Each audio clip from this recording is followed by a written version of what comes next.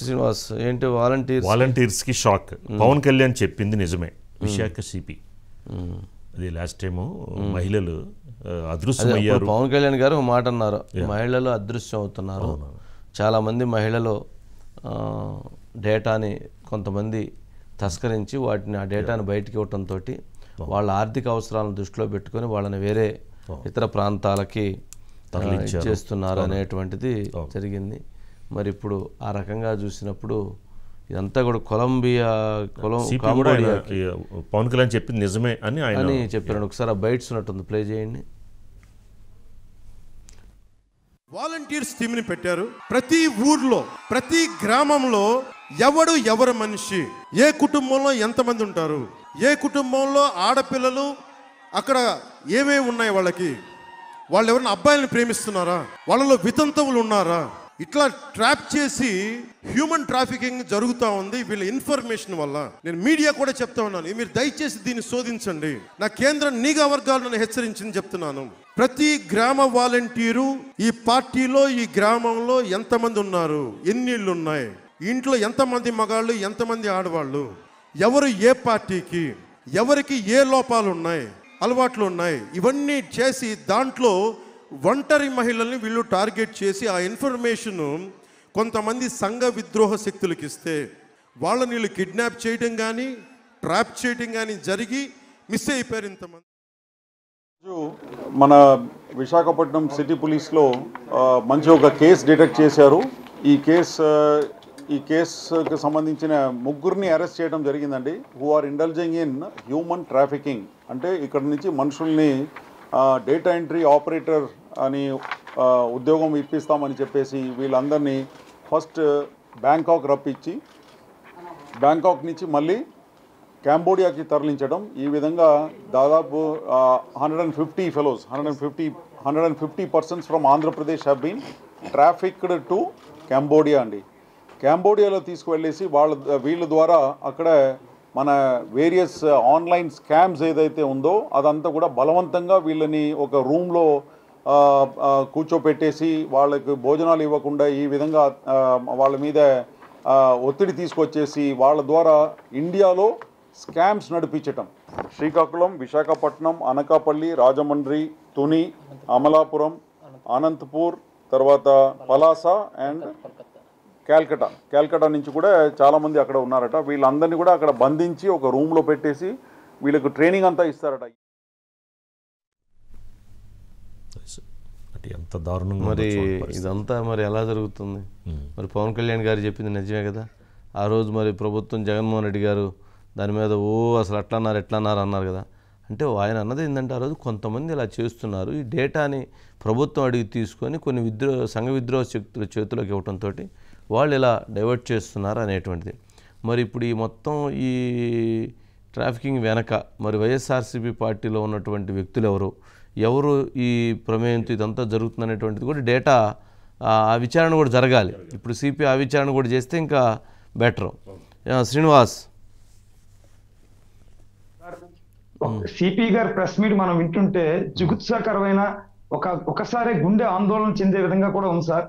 ప్రధానంగా చూసుకుంటే ఆంధ్రప్రదేశ్ నుంచి బ్యాంకాక్ తరలించి బ్యాంకాక్ నుంచి కంబోడియా తీసుకెళ్లి కంబోడియా సరిహద్దుల్లో చైనా వాళ్ళు ఏర్పాటు చేసిన బంగ్లాల్లో వీళ్ళని దాచి ఖైదు చేసి అట్ ద మూమెంట్ లో వీళ్ళ పాస్పోర్ట్ చింపేసి చాలా దారుణంగా మహిళలను అయితే వ్యవస్థలను చేసి నగ్న వీడియోలు తీసి వాళ్ళతో వ్యభిచారం చేయించి కుర్రాళ్ళని అయితే పూర్తిగా మత్తు పానీయాలకు బానిసించేసి వాళ్ళకి నెట్వర్కింగ్ నేర్పించి వాళ్ళని పూర్తిగా కూడా సైబర్ నేరాలు ఎలా చేయాలి అని నేర్పిస్తూ కూడా మన దేశ యువతనే మన మీదకే ఉసుగొలుపుతున్న చైనా చేస్తున్న అత్యంతమైన అరాచకాన్ని బయటికి వెలికి తీశారు సార్.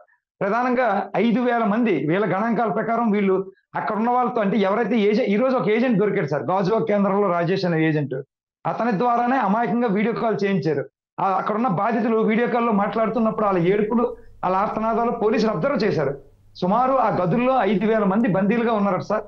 వాళ్ళు ఫెడెక్స్ కానీ ట్రాయ్ కానీ ఇలాంటి వాటి ద్వారా ఇక్కడ ఫోన్లు చేపించి వీళ్ళకి, అంటే ఈ సైబర్ నేరాలు సార్, సైబర్ నేరాల చిట్ట అదొక ఎపిసోడ్ అవుతుంది మనకు మాట్లాడుకుంటే. ఈ సైబర్ నేరాల ద్వారా ఇప్పటికి 100 కోట్ల రూపాయల దాకా మన దేశం నుంచి అక్కడికి ట్రాన్స్ఫర్ చేయించుకున్నారు. అందులోంచి ఎక్కువ ₹1 కోటి టార్గెట్ ఇస్తారు, ఎవడన్నా చేస్తే ఆడికి 5 లక్షలు గిఫ్ట్ ఇస్తారు.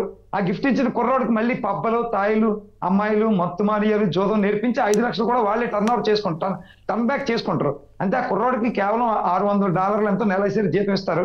దానికి నిమిత్తం ఇన్ని కోట్లు నెలసరి టార్గెట్ రికవరీ చేయాలి. ఫేస్బుక్ లో అమ్మాయిని చూపించాలి, అట్రాక్ట్ చేయాలి. లేదా అమ్మాయిలే డైరెక్ట్ గా వెళ్ళి వాట్సాప్ లో మాట్లాడాలి, ఫేస్బుక్ లో మాట్లాడి ఆయన ఇన్స్టాగ్రామ్ ద్వారా మాట్లాడి అట్రాక్ట్ చేసి వాడి నుంచి కలెక్ట్ చేయాలి. ఇలా డాక్టర్లు, రిటైర్డ్ ఎంప్లాయీస్, పారిశ్రామికవేత్తలు, ఆ మాత్రం అకౌంట్ బ్యాలెన్స్ ఎక్కువగా ఉన్న వాళ్ళకి ఇంకో విచిత్రం సార్, బ్యాంకులో ఎవడి అకౌంట్ బ్యాలెన్స్ ఎంత ఉందో కూడా వాళ్ళకి తెలుస్తుంది. ఇక్కడ ప్రధాన విషయం ఏంటంటే సార్, సిబిఐ లేదంటే పెద్ద పోలీస్ ఆఫీసర్ ఒక వేషంలో ఉంటాడు, వాడు ఐడి కార్డుతో ఉంటాడు, వాడు వెనకాలంతా కూడా సినిమా సెట్టింగ్. పోలీస్ స్టేషన్ లో ఎలా జరుగుతుందో వాకీటాకి మాట్లాడుకోవడం, సీఏ పరిగెట్టడం, ఎస్సీ రావడం, ఈ కాలనీని తీసుకొని ఏసీపీకి అనడం, రకరకాలుగా భయభ్రాంతులను గురి చేసి మీ పేరుతో పార్సిల్ వచ్చింది ఫెడెక్స్ నుంచి, ఆ పార్సిల్ లో మీ పేరు ఉంది, దానిలో హెచ్ఎండిఏ ఉంది, ఎంఎండిఏ గంజాయి డ్రగ్స్ ఉన్నాయి, లేదా పిస్తోల్ ఉంది, దీని మీద మీకు క్రైమ్ బ్రాంచ్ నుంచి ఫోన్ వస్తుంది అని చెప్పడం, విన్నపాలంగా ఫోన్ రావడం, ఇది భయపడిపోయి కోట్ల రూపాయలు ట్రాన్స్ఫర్ చేసి నాకెందుకు బాబు, నా పేరు వచ్చిన పాన్స్ నేను సేవ్ అయితే చాలు, అంతర్జాతీయ ముఠాలో నేరస్తుడిగా నేను ఎందుకని చెప్పి సామాన్య ప్రజలు దొరికిపోవడం, ఇవన్నీ కూడా మీడియా ముందు ఎక్స్ప్లెయిన్ చేస్తున్నప్పుడు పోలీసులు ఆశ్చర్యకరమైన విషయం సార్. విశాఖపట్నం నుంచి అంటే 150 మంది వరకు ఏపీలో వీళ్ళకున్న సమాచారం. అలాగే పక్కన ఉన్న వెస్ట్ బెంగాల్, విశాఖపట్నం అంటే విశాఖపట్నం ఒకటే కాదు, శ్రీకాకుళం, పలాస, తుని, రాజమండ్రి, అనకాపల్లి, అనంతపురం, ఇలా చూసుకుంటే 150 మంది వరకు వైజాగ్ అదే మన ఏపీలో కనిపించారట. పక్కన ఉన్న వెస్ట్ బెంగాల్ కానీ ఇంకెక్కడికైనా చూసుకుంటే 5,000 మంది వరకు వీళ్ళ నోటీసులో ఉంది సార్. కానీ 5,000 మంది అనేది చాలా తక్కువ ఫిగర్ అని కూడా గణాంకాలు చెప్తున్న పరిస్థితి. మొన్న పవన్ కళ్యాణ్ స్టేజ్ మీద వచ్చి 32,000 మంది అని చెప్పి ఆయన స్టేట్మెంట్ ఇచ్చారు. కేంద్ర నిఘా సంస్థల నుంచి తెప్పించుకున్నాను, వేగ్గా చెప్పట్లేదు, ఈ డేటా బయటకు ఎలా వెళ్తుందని అని చెప్పారు. అంటే ఎంత ఫిగర్ ఎక్కడి నుంచి వెళ్తుందో అది మళ్ళీ మన దేశం మీద దండెత్తడానికి, మన దేశ ఆర్థిక వ్యవస్థను మూలం చేయడానికి, మన దేశ పతనానికి చైనా వాళ్ళు వేస్తున్న ఎరాచకాల మీద ఎంబసీ ఉంటుంది, నిఘా వ్యవస్థ ఉంటుంది, కేంద్ర నిఘా వ్యవస్థ ఉంటుంది, ప్రతి రాష్ట్రంలో నిఘా వ్యవస్థలు ఉంటాయి, ఇంటెలిజెన్స్ ఉంటుంది.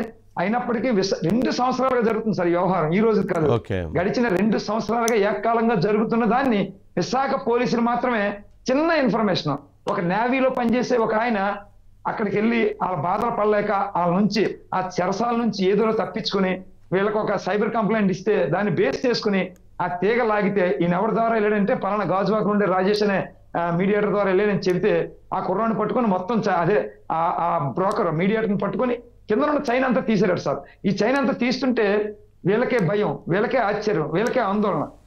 మనం ప్రెస్ మీట్ తర్వాత కూడా సేగా నడవడం జరిగింది, కంబోడియా వెళ్ళామండి, వెళ్తే మమ్మల్ని కూడా ఆపేస్తారు, మేము ఏం చేయగలమంటే ఆ భారతదేశంలో ఉన్న కంబోడియా ఎంబసీ ఎవరైతే ఉన్నారో వాళ్ళకి చెప్తాం, అలాగే కంబోడియాలో ఉన్న మన దేశ ఎంబసీ వాళ్ళకి చెప్తాం, అదేవిధంగా మయన్మార్ లోని బ్యాంకాక్ లో ఉన్న మన ఎంబసీకి తెలియజేస్తాం. అంటే మనం కూడా అడగడం జరిగింది సార్, 5,000 మంది కదా అంటే, లేదు సార్ ప్రొటెక్షన్ ఇచ్చి ఇండియాకి రప్పిస్తాం వెనక్కి, దానికోసం అన్ని ఏర్పాట్లు చేస్తున్నాం, ఇప్పటికే కేంద్ర నిఘా వర్గాలకి కేంద్రంలో ఉన్న వాళ్ళకి తెలియజేసాం అని చెప్పారు. సరే కారణాలు ఏమైనా సరే, ఇంతమంది హ్యూమన్ ట్రాఫికింగ్ జరుగుతూ ఇంత ఆర్థిక నేరాలకు పాల్పడుతూ ఇన్ని 100 కోట్ల రూపాయలు తరలిపోతా ఉంటే వీళ్ళకి దొరికింది సార్ 98 నుంచి 100 కోట్ల రూపాయలు వీళ్ళ అకౌంటబిలిటీలో దొరికిందంట. పోలీసులకి దొరకలేని అమౌంట్ ఎంత ఉంది, వీళ్ళకి 5,000 మంది దొరికారు అకౌంటబిలిటీలో, ఆ దొరకలేని 1,000 మంది ఇంకెంతమంది ఉన్నారు. ఇవన్నీ కూడా వెలికి తీస్తే భారతదేశం విస్తుపోయే నిజాలను విశాఖపట్నం కేంద్రంగా వెలువడిందని చెప్పొచ్చు. దీనికంటే ముందే జనసేన అధ్యక్షుడు పవన్ కళ్యాణ్ కూడా చెప్పడం జరిగింది, ఏదేమైనా ఆంధ్రప్రదేశ్ వ్యాప్తంగా ఏం జరుగుతుంది, మహిళా ట్రాఫికింగ్ ఏం జరుగుతుంది, యువత గాని విద్యార్థులు గాని ఎలా, నిరుద్యోగులు కానీ ఎలా ట్రాప్ చేస్తున్నారు, ఈ అంశాల మీద మాత్రం భారతదేశ వ్యవస్థ అంతా కూడా దీని మీద దృష్టి సారించవలసిన అవసరం ఎంతైనా ఉంది సార్. రైట్ శ్రీనివాస్.